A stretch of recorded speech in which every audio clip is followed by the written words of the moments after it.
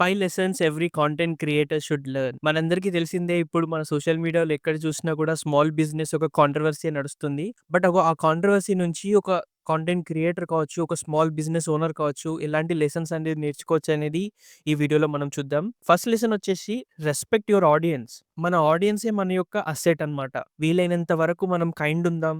Be respectful. ఒక క్రిటిసిజంని కూడా ఒక గ్రేస్‌గా తీసుకోవాలి. ఒక నెగెటివ్ కమెంట్‌కి మనం ఎలా రెస్పాండ్ అవుతున్నాం అనేదే మన ప్రొఫెషనలిజం అనేది చూపిస్తుంది. ఇంటర్నెట్‌లో perception is everything. Second lesson వచ్చేసి define value not with the ego. Premium products చాలా ఉంటాయి. కానీ మనం దాని గురించి ఎలా మాట్లాడుతున్నాం అనేదే మ్యాటర్ అవుతుంది. ఇన్‌స్టెడ్ ఆఫ్ ఒక యారగెంట్‌గా ఉండకుండా దాని గురించి ఒక స్టోరీ టెల్లింగ్ కావచ్చు. ఆ ప్రొడక్ట్ యొక్క వాల్యూని మనం చూపియొచ్చు. బిహైండ్ ద సీన్స్ ఏం జరుగుతుందని కూడా మనం చెప్పొచ్చు. దానికి ఎంత కష్టం అవుతుంది ఒక ప్రోడక్ట్ క్రియేట్ చేయడానికి కూడా మనం చూపియొచ్చు. దాంట్లో వాడే ఇంగ్రీడియెంట్స్ ఎంత క్వాలిటీగా ఉన్నాయని కూడా చూపియొచ్చు. ఎఫర్ట్స్ ఎలా పెడుతున్నాం అనేది కూడా మనం చూపియొచ్చు. ఇవన్నీ పీపుల్‌కి అర్థమవుతుంది. సో, కాస్ట్ అనేది కూడా మనం దాని ప్రకారంగా మనం అనేది డిఫైన్ అనేది చేయొచ్చు. సో, థర్డ్ లెసన్ వచ్చేసి ఏంటంటే private conversations aren't always private. Social media ఎరాలో కావచ్చు, ఇంటర్నెట్ ఎరాలో కావచ్చు, nothing is ever truly off the record అన్నమాట. ప్రతీదీ అందరూ రికార్డ్ చేస్తున్నారు.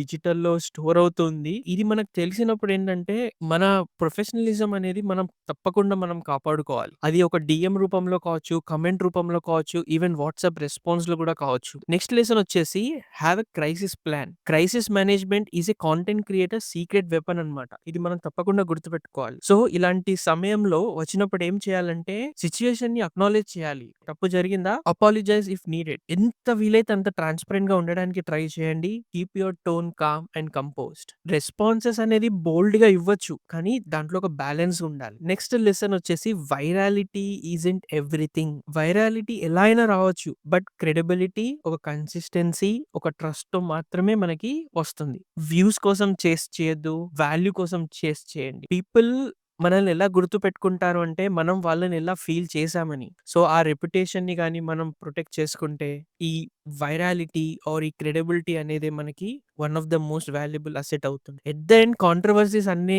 వస్తుంటాయి, ఎళ్ళిపోతుంటాయి. But what stays is our brand. Small content creator అవ్వచ్చు, మీరు ఒక బ్రాండ్ బిల్డ్ చేస్తున్నారు కావచ్చు. ఈ లెసన్స్ అనేటివి ఒకసారి గుర్తుపెట్టుకోండి. వీలైతే స్క్రీన్ షాట్ తీసుకోండి. So, let's learn from others mistakes so we don't repeat in our journey. Content గాని మీకు హెల్ప్‌ఫుల్ అనిపిస్తే తప్పకుండా క్రియేటర్ టిప్స్ తెలుగు యూట్యూబ్ ఛానెల్‌ని సబ్స్క్రైబ్ చేసుకోండి. Thank you so much for watching.